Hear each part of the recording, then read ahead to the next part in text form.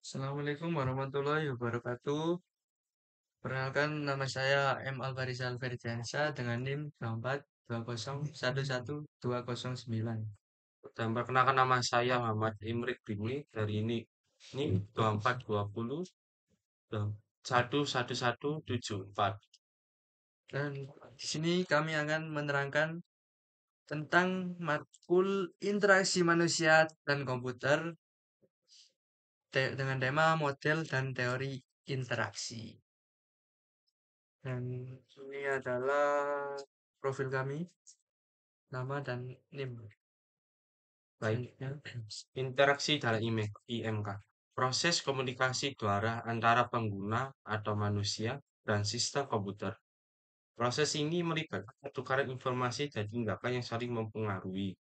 Interaksi ini dilakukan melalui antarmuka atau interface yang memungkinkan pengguna berinteraksi dengan komputer untuk mencapai tujuan tertentu. Cara interaksi manusia dan komputer dibagi dengan dua, yaitu batch processing, memberikan informasi dalam jumlah banyak sekaligus pada sistem, dan meninggalkannya untuk diproses. Dan yang kedua adalah real-time interactive processing, menggunakan perangkat dengan interaktivitas tinggi. Pengguna akan terus secara konstan memberikan instruksi kepada sistem dan akan langsung menerima feedback secara real time. Cara interaksi manusia dan komputer. Ketika manusia menggunakan komputer, ia harus mengomunikasikan kebutuhan atau syarat yang diinginkannya kepada komputer. Agar proses tersebut dapat berjalan dengan baik, diperlukan konsep mengenai bagaimana interaksi tersebut seharusnya dilakukan. Hal ini disebut, hal ini disebut model interaksi atau interaction model. Interaksi bisa dikatakan dialog antara user dengan komputer.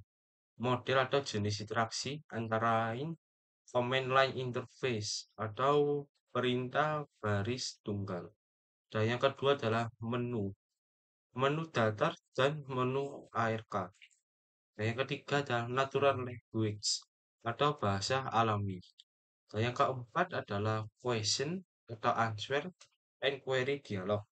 Yang kelima adalah form fields and spreadsheets. Yang keenam adalah WIMP.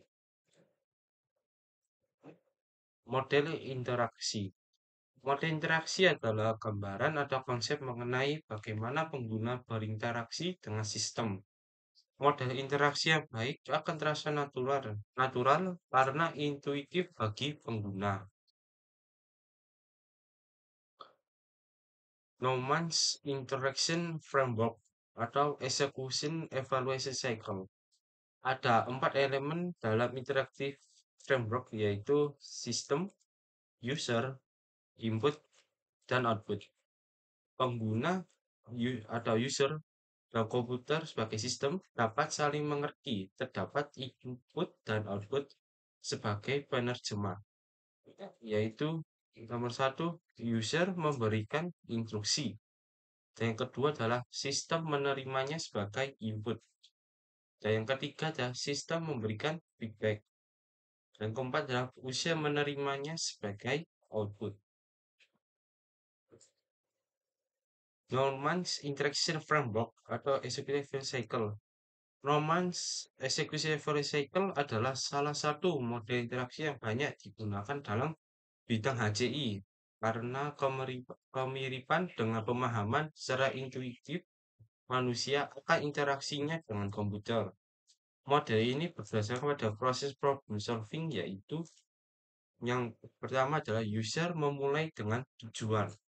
Yang kedua adalah user melakukan suatu action. Dan yang ketiga adalah user menginterpretasikan kondisi setelah action tersebut dilakukan. Dan yang keempat adalah user mengevaluasi hasilnya.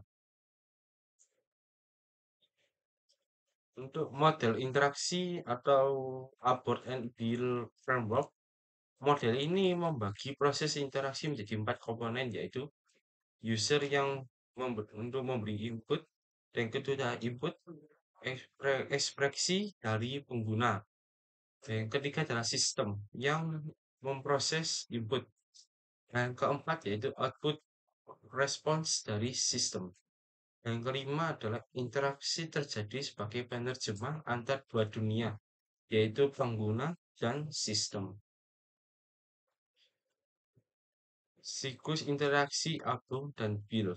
Model ini berdasarkan pada proses problem solving, yaitu user mengekspresikan niat atau input. Yang kedua adalah sistem menangkapkan input dan dilakukan proses dan jadinya akan menjadi output. Yang ketiga adalah user menginterpretasikan hasil dari output siklus ini terus berulang selama proses interaksi berlangsung. Selanjutnya oleh rekan saya yang akan membacanya. Selanjutnya adalah Growth of Execution and Evaluation. Konsep dari Donald Normal. Ya, ini yang pertama adalah growth of execution atau ya, disebut kesulitan dalam mengubah tujuan menjadi aksi. Yang kedua, growth of evolution, yakni kesulitan dalam memahami hasil aksi dari sistem desain yang baik berusaha memperkecil kedua growth ini. Selanjutnya adalah interaction stylus atau gaya interaksi.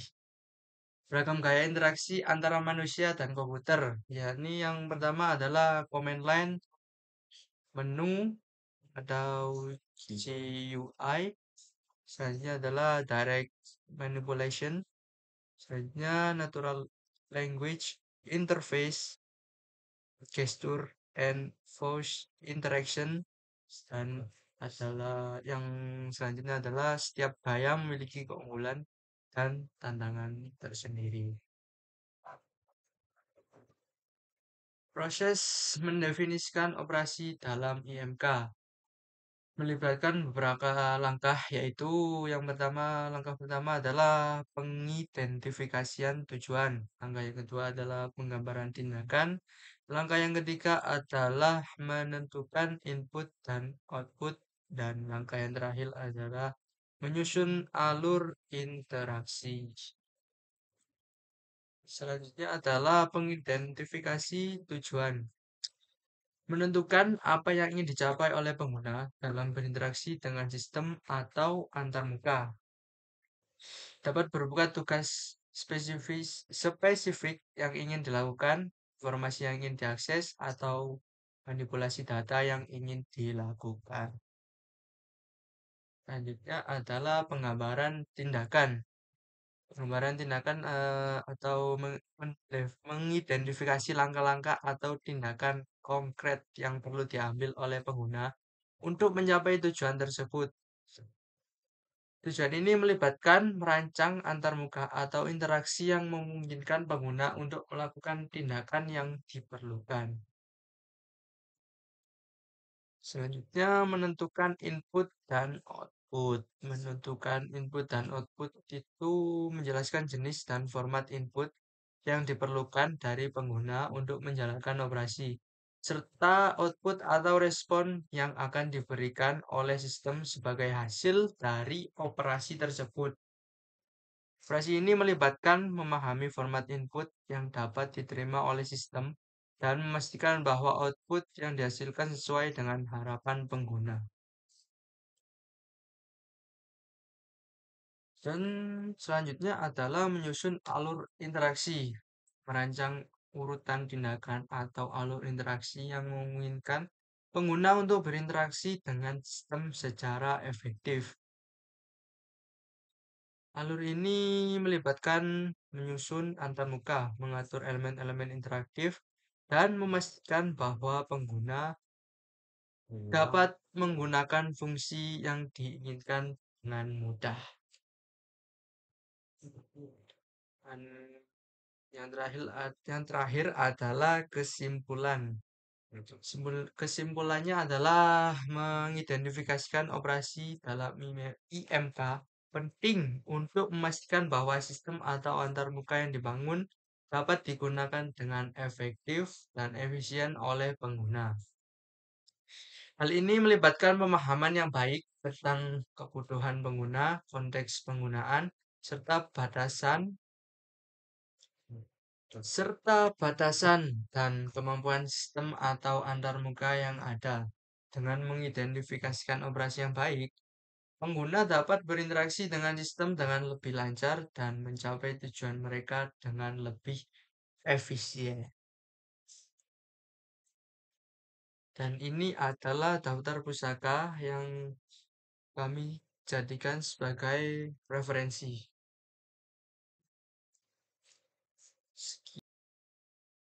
Terima kasih sudah menonton. Sekian. Assalamualaikum warahmatullahi wabarakatuh.